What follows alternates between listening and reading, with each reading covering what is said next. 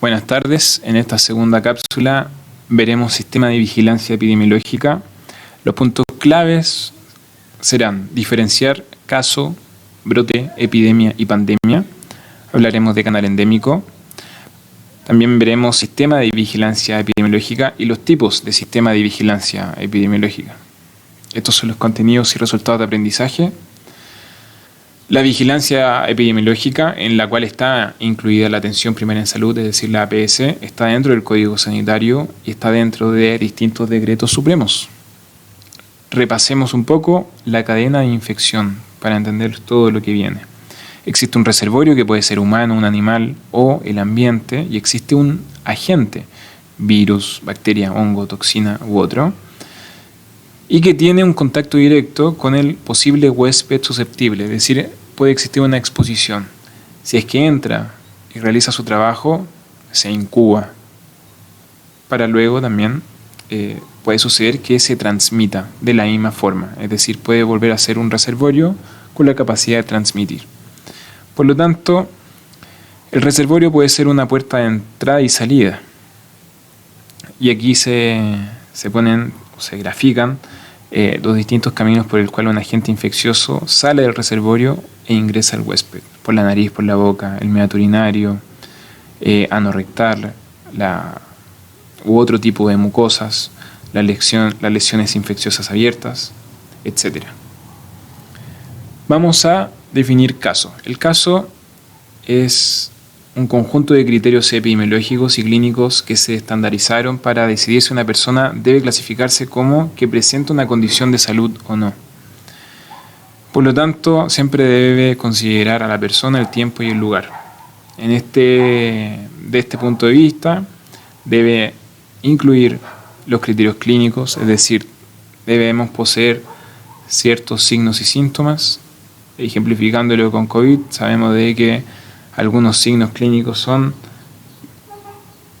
signos y síntomas son fiebre, mialgia o dolor muscular, o cualquier otra situación que sea ad hoc o acorde a lo que está pasando con otros casos. Es decir, si existen signos y síntomas que no tienen mucho que ver con lo que le está pasando a todos, probablemente sea otro caso de otra enfermedad.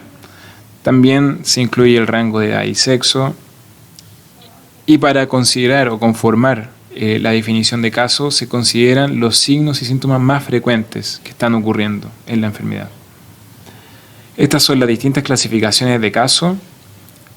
Sospechoso, probable y confirmado. Sospechoso es aquel que tiene signos y síntomas, pero no hay evidencia de laboratorio.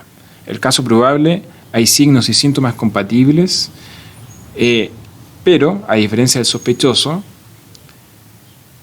los signos y síntomas, si bien existen, no hay evidencia definitiva del laboratorio. Vale decir, la única diferencia entre el sospechoso y el probable es que en el probable no hay evidencia definitiva del laboratorio. Quizás puede tener algún signo inflamatorio del laboratorio, o quizá algo que está acercando más hacia el caso confirmado, pero la evidencia que rige desde el laboratorio no confirma nada aún. Y el caso confirmado es la evidencia definitiva, es decir, puede existir signos y síntomas, o quizás no, pero sí hay un respaldo desde el laboratorio, con pruebas diagnósticas, con examen del laboratorio detrás, que confirma el caso. El brote es la ocurrencia de una enfermedad o evento en una cantidad mayor a lo esperado. Es decir, siempre se espera que distintas enfermedades tengan distinto accionar a lo largo del año o del mes, pero cuando ocurre algo mayor a lo esperado, se indica que es un brote. Puede ser de origen infeccioso o no infeccioso. Aquellos no infecciosos pueden ser tóxicos, plaguicidas u otro. La evolución de las grandes epidemias y pandemias a lo largo de la historia, esto a modo de introducir la definición de epidemia. Epidemia es la enfermedad que puede estar en el caso o en el brote, la misma enfermedad, pero esta vez ataca a un gran número de personas o de animales en un mismo lugar y durante un periodo determinado. A diferencia de lo que pasaba con el brote, es que el número de casos excede lo que se esperaría. a nivel de gran número de personas en el lugar y en el periodo. Por lo tanto, la diferencia entre brote y epidemia es que en el brote afecta a una población pequeña, en cambio la epidemia supera el nivel esperado en territorio geográfico. En el brote hay fronteras geográficas y de tiempo claramente definidas, en cambio la epidemia afecta a más población debido a que la enfermedad disemina más rápido. A veces puede ocurrir por enfermedades endémicas. Enfermedad endémica es que es de una zona geográfica determinada. Por ejemplo, la enfermedad de Chagas es una enfermedad endémica en Chile que está entre las regiones primera y sexta. ¿Las enfermedades endémicas tienen el potencial de convertirse en epidémicas? Sí, claro que sí, cuando cumplen el criterio de exceder lo que se esperaría en términos de gran número de personas o animales en el lugar y durante el periodo determinado. En cambio, pandemia es una enfermedad epidémica, previamente epidémica, que se extendió a muchos países o que ataca a casi todos los individuos de una localidad y región. El mejor ejemplo de esto es COVID-19. El canal endémico es un instrumento que se utiliza en epidemiología y en vigilancia epidemiológica para constituir o definir lo que sería el exceso de casos, es decir, para clarificar lo que sería el exceso o más de lo que se espera. Por lo tanto, tiene unos límites superiores o inferiores, que vamos a verlos en esta gráfica. Entonces, gracias a una metodología con modelos matemáticos que pueden pronosticar lo que puede pasar, se crean 4 espacios: la zona epidémica, la zona de alerta, la zona de seguridad y la zona de éxito. Siempre abajo deben estar los meses y se debe actuar dependiendo de cómo ocurren o de cómo ocurrió la enfermedad en el pasado. Entonces, bajo la lógica, si es que la enfermedad en el pasado se comportó de una forma normal o esperable, se pueden construir estos 3 tipos de curvas para lo que viene. La zona de éxito, que es mantener bajo esa zona. La zona de seguridad, que si bien no es el éxito, estamos dentro del margen. La zona de alerta es donde se deben activar todas las alarmas. Y la zona epidémica es porque ya traspasó lo esperado para la región y el momento, entonces es una epidemia.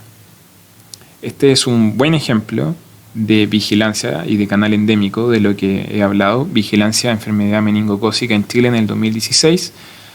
En rojo está lo que verdaderamente ocurrió. Entonces vemos que lo rojo en junio superó la alerta. Es decir, se provocó una especie de epidemia, pero que luego bajó en julio. La figura 2, la distribución de los casos de coqueluche, también entrega información de lo que pasa en términos de éxito, seguridad, alerta y de lo que pasó realmente el 2019. Vemos que se construyen las curvas y como sé que esto es más frecuente en invierno, las semanas epidemiológicas de ese momento son más altas, tienen límites más altos. Pero vemos que la actividad resultó buena porque nunca alcanzó esos ribetes. Estos son los casos de hepatitis A, según semana epidemiológica y canal endémico. Vemos que comenzó en el año 2018 muy mal. Entonces ya podemos estar hablando de una epidemia ocurrida en el año 2018 de hepatitis A. Por lo tanto, para la detección de brotes es muy bueno el canal endémico para saber en qué momento se debe actuar. El momento del primer caso o de la detección y de la respuesta que se tiene. Si la detección es tardía, los casos que se pueden prevenir van a ser menos. En cambio, cuando la respuesta es rápida, los casos potencialmente prevenidos son mucho más. Esa es la lógica por la cual funcionan los brotes. La idea es que nunca un brote pase a epidemia. Para dar respuesta a un brote, primero se debe establecer la existencia del brote, analizar la información, a cuántas personas, definir si es que está traspasando las curvas del canal endémico. Luego, verificar o confirmar el diagnóstico. Es decir, que el problema que se esté diagnosticando sea verdaderamente un problema. Definir e identificar los casos. Vale decir, construir a partir de la frecuencia cuáles son los síntomas, cuáles son los signos, a qué edad afecta, cuál es el perfil de las personas, son obesas, tienen otra enfermedad, etc. Se aplica epidemiología descriptiva para caracterizar el brote, se hace la curva o la línea de tiempo, se caracteriza el lugar, a las personas, se determina el riesgo de enfermedad, se perfila a la población y se verifica si es que existe una fuente en común, por ejemplo el aeropuerto. Para estar finalizando, se desarrolla una hipótesis de cómo actuar a propósito de la gente o la transmisión, cómo poder prevenir la transmisión, y se implementan medidas de control y prevención. La lógica de la vigilancia epidemiológica no es tratar la enfermedad. No, la lógica es prevenir los contagios. Por lo tanto, a la hora de actuar la vigilancia epidemiológica, solo lo que hace es interactuar o actuar para los controles de mitigación, eliminando la gente, eliminando los mecanismos de transmisión, protegiendo a la población susceptible, lo vemos con COVID-19 y la población adulta mayor, etc. También trabaja con los medios de comunicación, con los equipos de salud y trata de quitarle los mitos a los rumores y redes sociales. El modelo del sistema de vigilancia epidemiológica en Chile se notifica cuando ocurre un caso, por ejemplo, a través del médico cirujano hacia la Seremi. Y la Seremi luego notifica al Ministerio de Salud. Las notificaciones deben ser inmediatas, diarias o semanales, dependiendo del tipo de enfermedad. Este es el boletín de notificación de enfermedades de declaración obligatoria que se llama ENO, Enfermedad Notificación Obligatoria. Para planificar el sistema de vigilancia epidemiológica es un ciclo sin fin.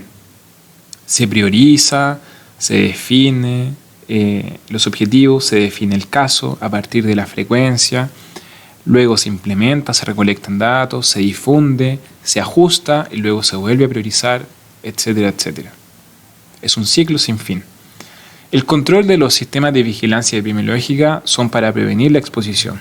Lo que no quieren son más contagios, porque quieren lograr un máximo de potencial de casos prevenidos. Las etapas y actividades básicas del sistema de vigilancia epidemiológica es con recolección de datos, o sea, analizando información, interpretando esta información y difundiendo información. Las fuentes de los datos pueden venir de la notificación de casos que se hacen en los niveles que expresé anteriormente, es decir, el médico o director de CESFAM al CEREMI y luego el CEREMI al MinSal. Los registros que se hacen y la calidad que tengan estos registros. Por lo tanto, los registros en Chile pueden ser variados, pueden tener distintas fuentes.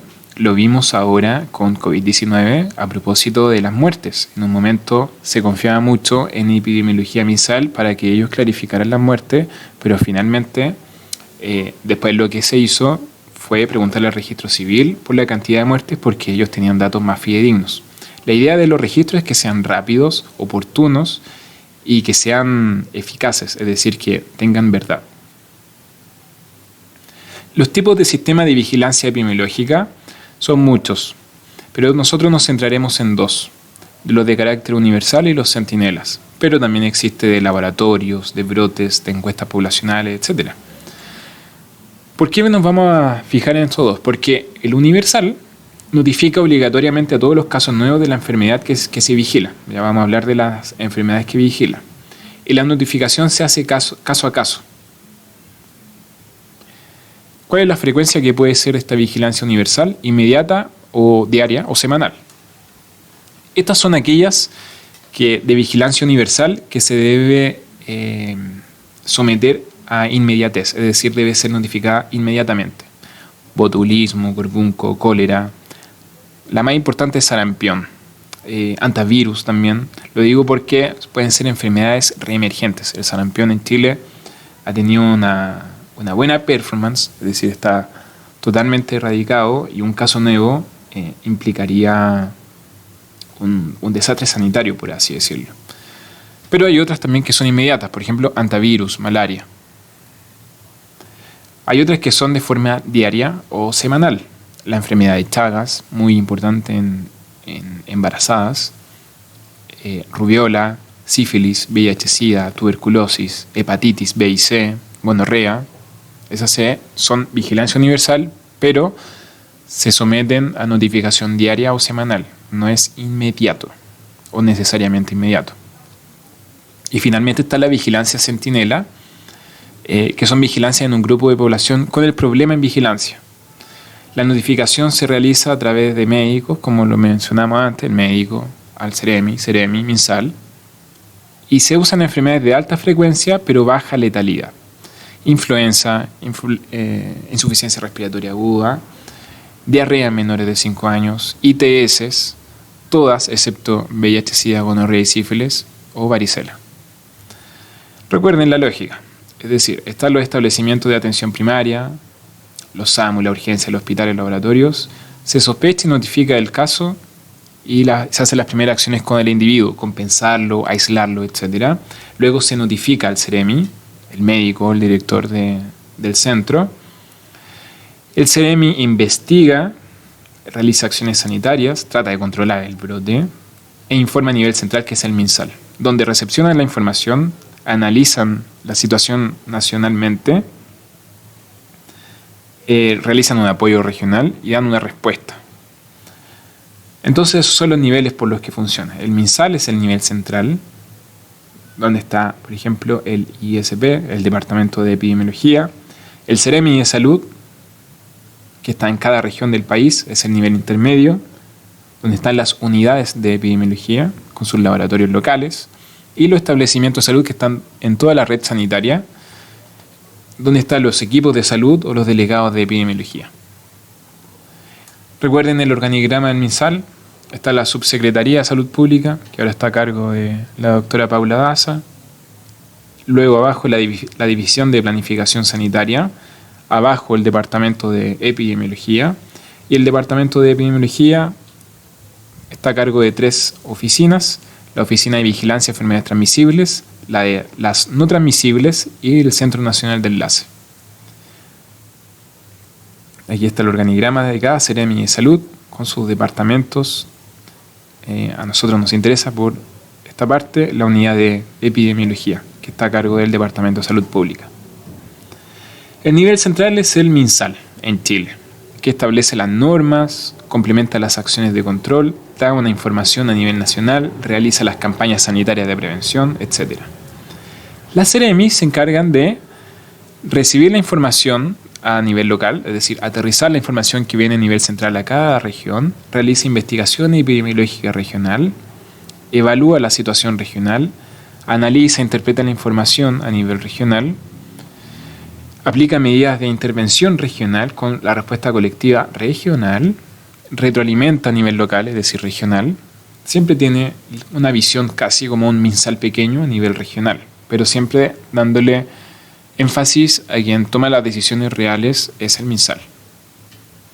Y los establecimientos locales, que son los hospitales, clínicas, CESFAM, que tienen un nivel operativo, es decir, están bajo las Ceremis, se vinculan con la comunidad, tienen elementos de vigilancia, pero básicos, la clínica, los laboratorios, etc. Y deben poseer un delegado de epidemiología en caso que ocurra una situación en que tienen que dar a conocer un caso. Este es el flujograma de información en la vigilancia básica universal. Recuerden que siempre arriba está MinSal, abajo las Ceremis, y abajo APS, hospitales, clínicas, y abajo ellos la comunidad. ¿Dónde está el ISP? Con MinSal. ¿Dónde están los laboratorios locales? Con los establecimientos de más abajo, el APS, los hospitales, etc. Por lo tanto, el sistema de vigilancia de salud pública en las enfermedades transmisibles, sobre todo, vigila la morbilidad, el laboratorio y el ambiente. Ahí está el ISP. El ISP está con MinSal, pero los laboratorios, sean estos públicos, privados, están con los establecimientos asistenciales. Es decir, cuando ustedes se van a tomar un examen, están en el nivel de laboratorio privado o público, dependiendo cuál eligieron. Si el examen sale alterado y si es una enfermedad que se debe notificar, pasa al ISP y viceversa.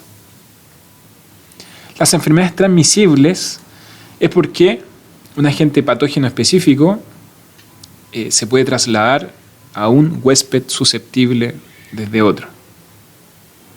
El agente infeccioso puede ser transmitido al ser humano por 2 formas, directamente o indirectamente. directamente desde una persona o animal infectado hacia el ser humano, o indirectamente a través de vectores. La vinchuca, por ejemplo, la enfermedad de Chagas, por partículas aéreas u otros vehículos de infección. Este es un ejemplo de prevención y control de la enfermedad de Chagas, enfermedad transmisible, de forma indirecta, por la vinchuca. Ahí está su zona endémica, está la misma vinchuca.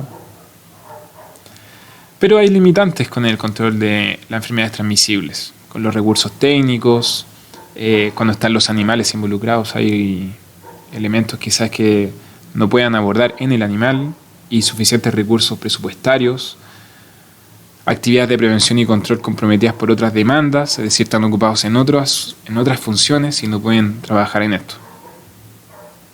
Ahí tienen el equipo trabajando. Las enfermedades no transmisibles, en cambio, corresponden a ese grupo de enfermedades en que la enfermedad es no contagiosa o no se transmite.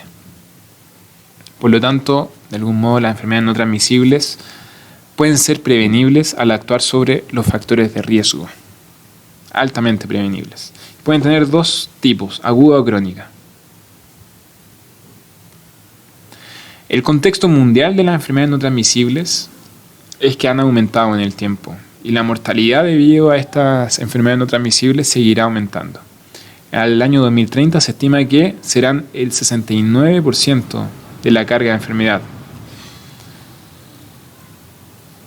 Un tipo de enfermedad no transmisible son los accidentes de tránsito, por ejemplo. No todo tiene que ver con diabetes, que probablemente siempre se califica como enfermedad no transmisible, y es correcto, o la hipertensión, pero también pueden ser plaguicidas o pueden ser los accidentes de tránsito u otro tipo de situaciones. Entonces están las enfermedades no transmisibles agudas, accidentes de tránsito, infarto agudo del miocardio, accidente cerebrovascular, o pueden ser las crónicas, cáncer cervicuterino, cáncer de mama, diabetes mellitus. Pueden ser los grupos vulnerables que requieran vigilancia, por ejemplo adultos mayores, niños, o por eventos especiales, brotes de hipocalemia, por ejemplo, por ADN, que tiene que ver más con algo más genético. Las enfermedades crónicas no transmisibles están dentro del grupo de enfermedades no transmisibles, pero tienen etiología diversa. A diferencia de las otras, tienen un daño irreversible, son crónicas. Y en Chile están teniendo un gran peso, debido a que provocan muerte prematura y morbilidad. Y todas esas curvas van de forma ascendente. Por lo tanto, está provocando que la capacidad del sistema de salud esté a su límite, puesto que hay muchas personas con enfermedades crónicas no transmisibles y todas requieren atención. Ejemplos: rinitis crónica, dermatitis, enfermedad pulmonar obstructiva crónica, hipertensión, diabetes, cáncer. Por lo tanto, en el desarrollo de enfermedades crónicas no transmisibles está durante toda la vida del ser humano. Y ese riesgo se acumula a medida que se avanza hacia la vida adulta. Causas de las enfermedades crónicas no transmisibles: el progreso de la vida, el progreso del nivel de salud y el cambio en el perfil demográfico. Ahora tenemos una esperanza de vida más alta, hay más población envejecida, etc. El cáncer es un tipo de enfermedad crónica no transmisible y está priorizada porque tiene una alta magnitud, tiene alta gravedad, tiene alta vulnerabilidad, preocupa y tiene interés local, etc. En cambio, las enfermedades no transmisibles agudas tienen un inicio y fin claramente definidos. Son de corta duración, no hay un consenso en el plazo para definir una enfermedad como aguda o crónica, pero las enfermedades no transmisibles agudas finalizan, a diferencia de las crónicas. ¿Cómo se priorizan las enfermedades no transmisibles? Por la magnitud, el número de afectados, la cantidad de riesgo. Siempre ese es el primer criterio. ¿Se vigilan las enfermedades no transmisibles? Claro que sí. Y lo denotaremos con la sigla VENT. La lógica de vigilar las enfermedades no transmisibles es actuar en estas distintas etapas, en la exposición a los factores de riesgo, o en la etapa preclínica, o en la etapa clínica, o en el desenlace. Como las enfermedades no transmisibles son parte de una gran frecuencia, es importante abordarlas, sea esta en la exposición a los factores de riesgo, previniéndolo, o diagnosticando previamente, anticipadamente en la preclínica, o tratándola en la clínica, o dando el mejor resultado cuando está en la etapa de desenlace. La VENT, la vigilancia de enfermedades no transmisibles, permite conocer en qué etapa del problema de salud se está impactando con X política pública para colaborar en la evaluación de quizás nuevos programas para intervenir mejor. Esto es casi nuevo, la vigilancia en enfermedades no transmisibles, y lo que hace es tomar todas estas enfermedades que son no transmisibles y ver cuáles son sus factores de riesgo, porque la idea es actuar en los factores de riesgo de manera que no se logre la enfermedad. Estas son tablas que hablan de la mortalidad y la letalidad por enfermedad cerebrovascular en Chile. Nos damos cuenta que es más alta a medida que avanzan los años. Por lo tanto, la vigilancia de las enfermedades crónicas no transmisibles permite distribuir y ver la tendencia de las determinantes y sus resultados, la utilización de los servicios de salud, ver los programas de screening para quizás mejorarlo o instaurar otro. De modo que vigilar es la clave y el resultado siempre debe ser dar una respuesta oportuna. Sin sistema de vigilancia que funcionen de forma adecuada, no se puede detectar los eventos inesperados de salud y no tendríamos resultados de salud favorables, que es lo que buscamos. Que estén muy bien. Adiós.